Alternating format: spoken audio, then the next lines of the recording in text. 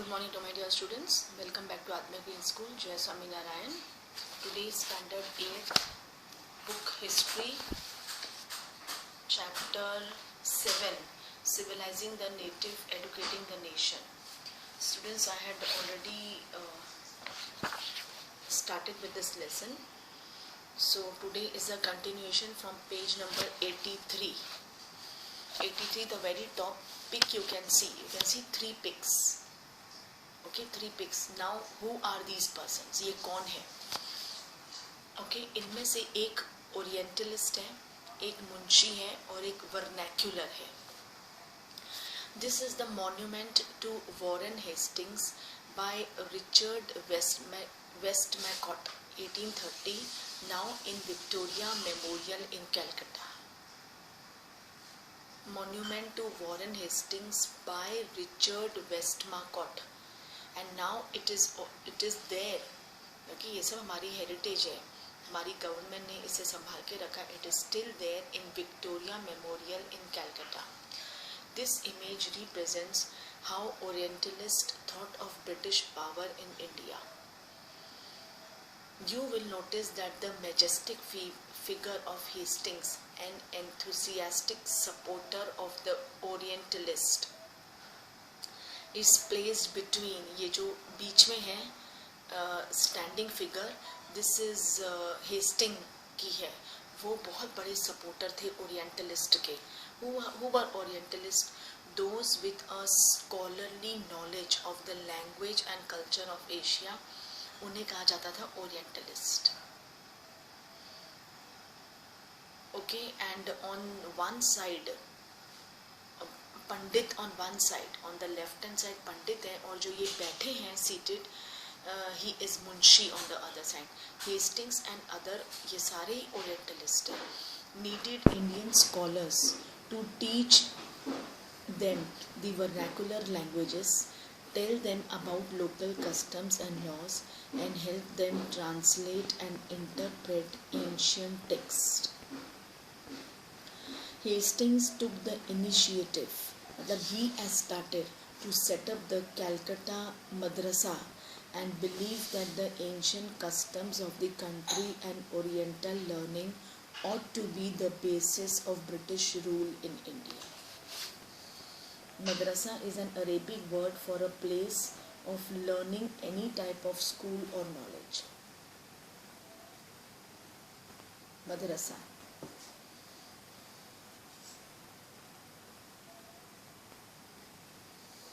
Okay, then is not all officials shared these views. Many were very strong in their criticism and Orientalism. सभी लोगों ने इस जो pick थी इसे लाइक नहीं किया, क्योंकि कुछ ऐसे थे जो अगेंस्ट थे in their criticism. Many were strong in the criticism of their Orientalist. कई लोग तो ऐसे जो इनके अगेंस्ट थे, क्रिटिसाइज करते थे. Grave errors of the East. You can see on the right hand side कौन है Orientalist, who is Munshi, a person who can read, write and teach Persian. Then vernacular, a term generally used to refer to a local language or dialect as distinct from what is seen as the standard language.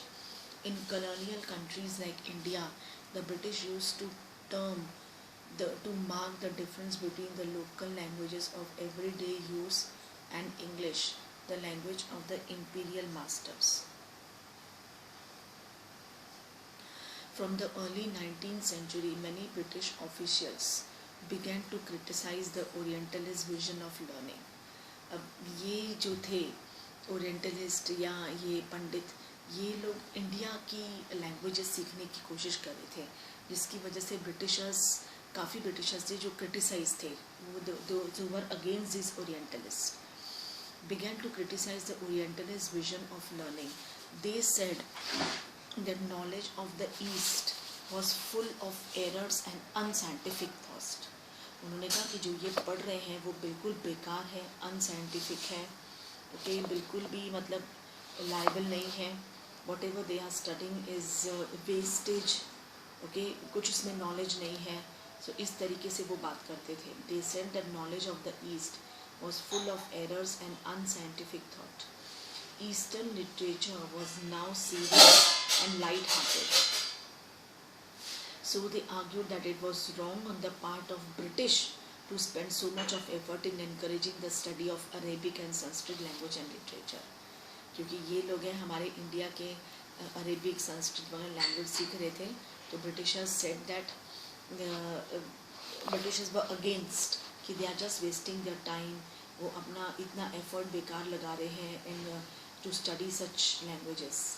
James Mill was one of those who attacked the orientalist, और James Mill उनमें से थे जिन्होंने इस orientalist को सबसे पहले criticise किया था, उन पे पॉइंट किया था. The British effort, he declared, should not be to teach what the natives wanted or what they respected in order to please them and win a place in their heart. British का कहना था कि हम इस India country में आए हैं इसलिए नहीं कि हम इंडियन लैंग्वेजेस को पढ़ें और उनको मस्का मारे और उनकी रिस्पेक्ट करें और उनकी दिल में अपनी जगह बनाए. No, we had not come here for that. The aim of education ought to be teach what was useful and practical. ठीक है, अगर एडुकेशन लेना है तो जो आपको लगे कि आपके नॉलेज के लिए वही लो, ग्रैब करो. सिंपली सारे लैंग्वेजेस सीख के why are you wasting your time? Okay, and pleasing and winning a place in the heart of Indians. So Indians should made familiar with the scientific and technical advances. उन्होंने James Mill ने British से कहा, जो ये orientalist था उससे कहा कि आप लोग इनमें पैसा वेस्ट कर रहे हो, अपना टाइम बर्बाद कर रहे हो, इतना एफर्ट्स लगा रहे हो, इससे अच्छा तो आप न्यू साइंटिफिक और टेक्निकल एडवांसेस जो रिसर्च है, एडुकेशन है, वो इंडियंस को सिखाओ. उनका नेटिव सीख के हमें क्या करना है? एडवांस टेक्निकल चीज़ें उनको सिखाओ ताकि वो हमारे साथ काम कर सके. That the west has made, जो हमने बनाया है, rather than the poetry and secret. बेकार में ये पोइट्री लिटरेचर उनकी सीखते पड़े हो, इसका क्या मतलब है? What is the use of that? By the 1830s the attack on the orientalist became sharper. और शुरू में तो ये चीज़ को एकदम लाइटर ले लिया था, उन्होंने समझाया, ओरिएंटलिस्ट समझे नहीं समझे, माना माना नहीं माना कोई बात नहीं, लेकिन 1830 में एकदम सीवियर कर दिया और ओरिएंटलिस्ट पे अटैक करने लग गए थे. One of the most outspoken and influential of such critics of the time was Thomas Babington Macaulay. Thomas Babington Macaulay. He saw India as an uncivilized country that needed to be civilized. ये सबसे बड़े orientalist थे जिन्होंने देखा कि India uncivilised है, इनको civilised बनाना पड़ेगा. क्या होता है कि देखो, कोई इंसान के पास नॉलेज होता है, पढ़ा लिखा होता है ना, वो चाहता है कि मैं अपनी नॉलेज शेयर करूं, बांटूं. जो अनसिविलाइज्ड है उन्हें सिविलाइज बनाओ. तो ऐसे कुछ ब्रिटिशर्स थे, लेकिन कुछ ब्रिटिशर्स थे जो ये बिल्कुल इसके अगेंस्ट थे कि क्यों आप बेकार में अपना एफर्ट टाइम बर्बाद कर रहे हो. ओके, ऑन जस्ट मतलब ये लर्न करने में, इनके नेटिव्स को लर्न करने में.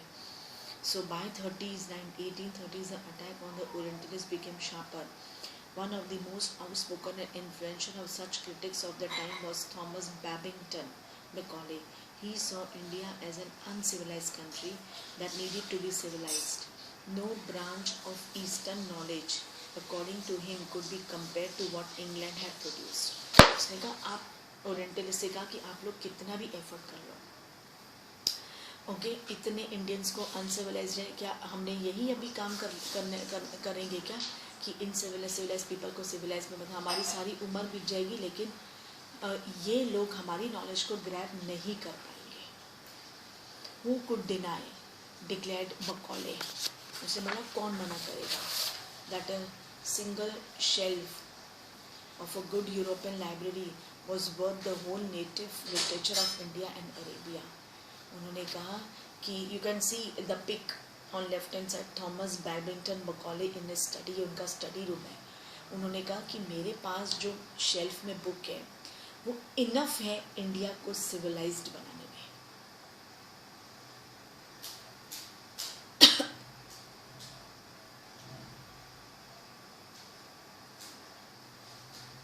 He urged that the British government in India stop wasting public money in promoting Oriental learning.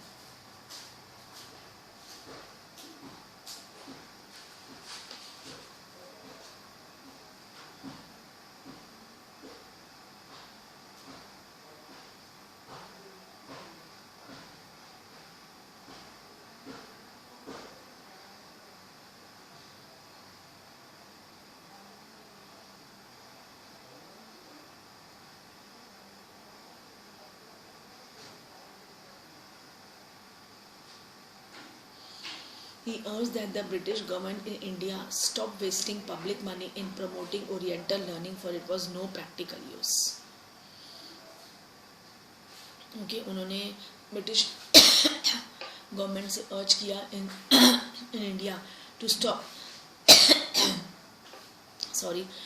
wasting public money in promoting Oriental learning for it was no practical use. With great energy and passion, Macaulay emphasized the need to teach the English language.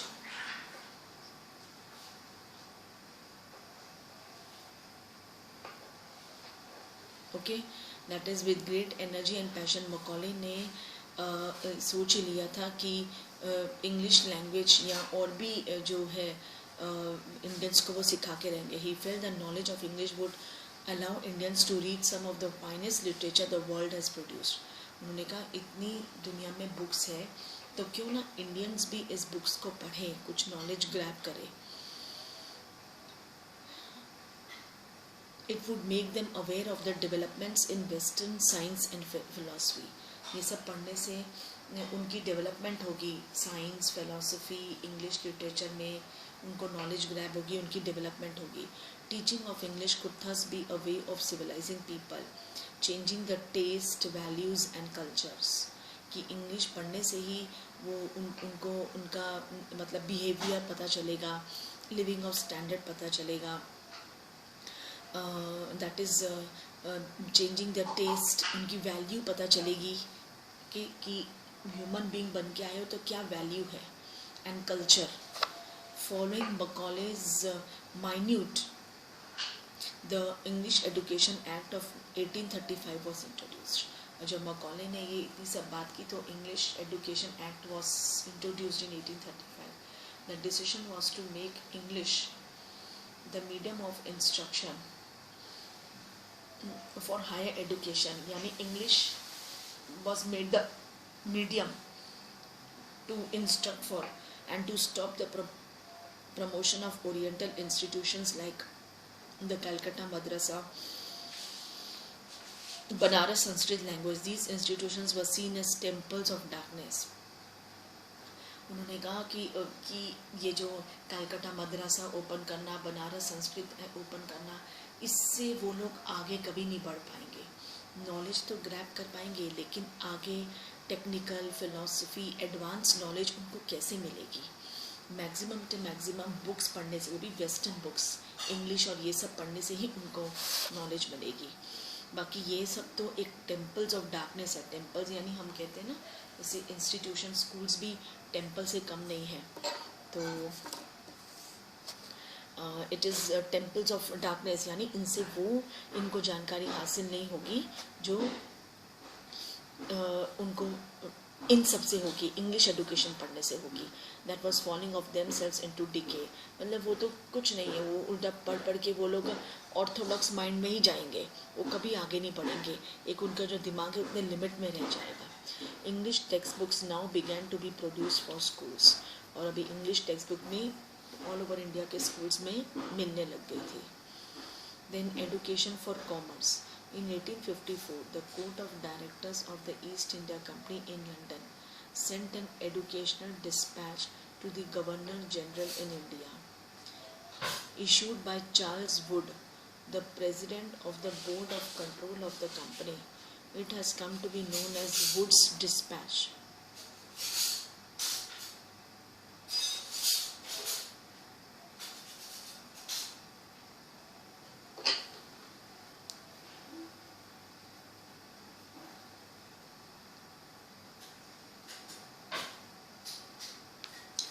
One of the practical uses the dispatch pointed was economic. European learning, it said, would enable Indians to recognize the advantages that flow from the expansion of trade and commerce. उन्होंने कहा कि ये जो European learning है इनसे Indians aware भी हो जाएंगे और इन्हें काफ़ी जानकारी हासिल होगी कि किस तरीके से एक्सपेंशन करना है ट्रेड एंड बिजनेस, क्योंकि इंडिया से बहुत ज़्यादा ट्रेड एंड कॉमर्स होता था.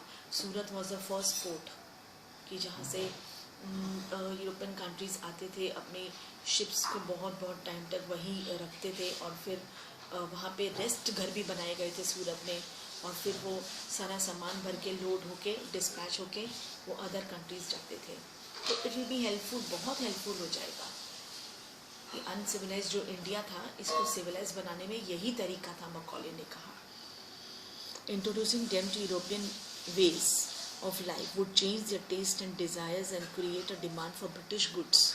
और जब वो ये सब कुछ पढ़ेंगे यूरोपियन लर्निंग्स, तो उनका टेस्ट, फ्लेवर, उनका कल्चर सब बदलेगा और वो भी हमारी गुड्स की डिमांड करेंगे. हमारे यहाँ के कपड़े, हमारे जो भी हमारे गुड्स की डिमांड करेंगे.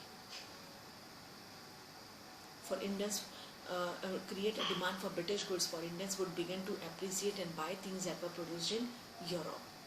और वो भी चाहते हैं ना, वो लोग अगर यहाँ पे आके इंडियंस के चीज़ों को खरीद रहे थे तो वो भी चाहते ये लोग भी आके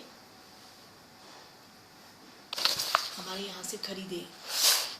ओके, वो तभी खरीदेंगे ना जब इनको उसकी पहचान होगी या उन्हें पता होगा कि ये क्या है, कैसे उनका ये पहनने से उनमें चेंज नज़र आ जाएगा. Okay. Wood's dispatch also argued that European learning would improve the moral character of Indians. उन्होंने कहा ये जो यूरोपियन वेस्टर्न लर्निंग है ये उनका कैरेक्टर भी इम्प्रूव करेंगे, उनके कैरेक्टर को भी इम्प्रूव करने में बहुत मदद करेंगे. It would make them truthful and honest and thus supply the company with civil servants who could be trusted and depended on. अगर वो यूरोपियन लर्निंग्स करेंगे, अपने मॉरल कैरेक्टर उनका बदलेगा, तो वो लोग भी ट्रूथफुल, ऑनेस्ट बनेंगे. और ऑनेस्ट पीपल की ब्रिटिश लोगों को बहुत ज़रूरत है as a civil servants. The literature of the East was not only full of grave errors, it could also not instill in people to the sense of duty and a commitment to work, nor could it develop the skills required for the administration. और जो ये हमारे जो native study थी क्योंकि वो कहते थे कि ग्रेव ऑफ एरर्स, यानी क्या बोलते, ग्रेव पता है ना, ग्रेव यार्ड क्या होता है, तो गलतियों का ग्रेव बन जाएगा. इतनी गलतियां हैं क्योंकि हमारे यहाँ ठीक है पढ़े लिखे लोग तो थे लेकिन इतनी उनको नॉलेज नहीं थी. उन्होंने कई चीज़ों की, कई लोगों ने बहुत गलतियां भी की हैं और वो पढ़ने से ना ही उनका वो अपने वर्क पे कमिटेड होंगे, ना ही उनका स्किल डेवलप्ड होगा, ना ही वो अच्छी तरह से काम कर सकेंगे. देवर अपनी ड्यूटी में वो ऑनेस्ट नहीं होंगे, ट्रू नहीं होंगे. Okay, so according to them, European learning is very necessary for the Indians.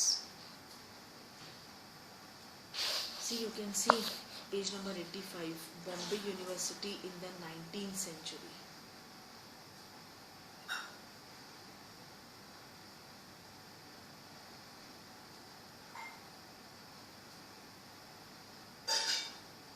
I have seen this college.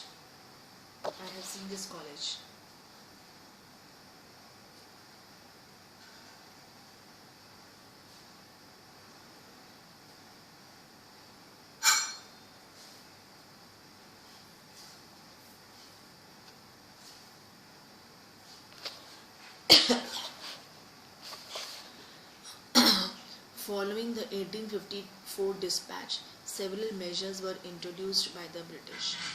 Education departments of the government was set up to extend control over all matters regarding education. और फिर 1854 dispatch में Britishers ने काफ़ी सारे measures लिए regarding this European learnings to the Indians. Education department of the government was set up to extend control over all the matters regarding education. जैसे education department होता है वो पूरा एजुकेशन के बारे में देखते हैं, फाइनेंशियल डिपार्टमेंट है, जैसे आज हमारे जैसे तभी ब्रिटिशर्स ने एजुकेशन डिपार्टमेंट से ओपन कर दिया था जहाँ पे सब कुछ देखा जाता था, जैसे हमारा एजुकेशन डिपार्टमेंट कर रहा है ऑल ओवर, जैसे गुजरात का अलग है, महाराष्ट्र का अलग है। Steps were taken to establish a system of university education, और यूनिवर्सिटी बनाई गई थी। देखो you can see the Bombay university उस टाइम की बनी है, मतलब इसमें हर एक फील्ड है universities. In 1857 was the sepoys rose in revolt in Meerut and Delhi, ये 1857 के रिवोल्ट है जो हमारे इंडियन सिपोइज ने बहादुर शाह जफ़र से भी रिक्वेस्ट की थी, फिर उसमें झांसी की Rani and all that had involve to fight against. In 1857 was the sepoys rose in revolt in Meerut and Delhi, universities being established other side, universities were been established in Calcutta, Madras and Bombay.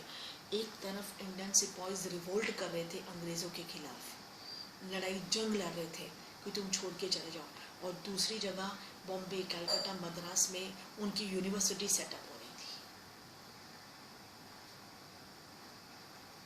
So that is why 1857 revolt cancel हो गई थी, क्योंकि पूरा देश तभी तो unite था ही नहीं। कितने लोग थे जो गद्दार थे, जो ब्रिटिशर्स के साथ मिले हुए थे। तो वही ना 1857 में एक तरफ अंग्रेज़ों के खिलाफ लड़ाई लड़ी जा रही थी, ओके, और दूसरी तरफ बॉम्बे, मद्रास और कलकत्ता में उनकी एजुकेशन सेटअप हो रही थी। Attempts were also made to bring about the changes within the system of the school education.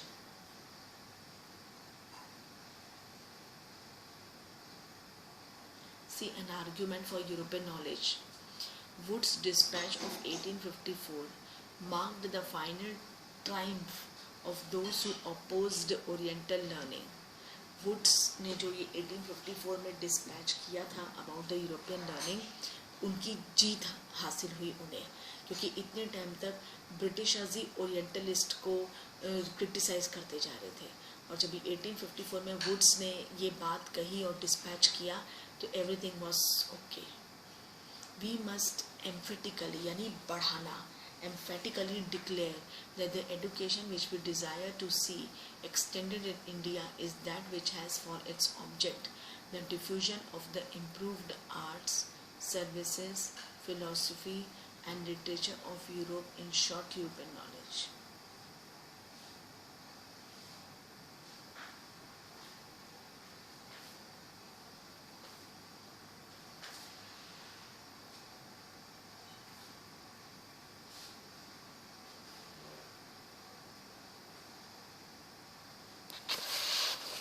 Okay students, so in my next class I will continue from page number 86.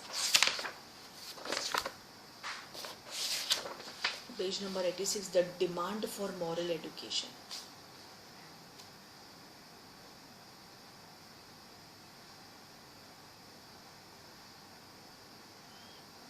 The demand for moral education.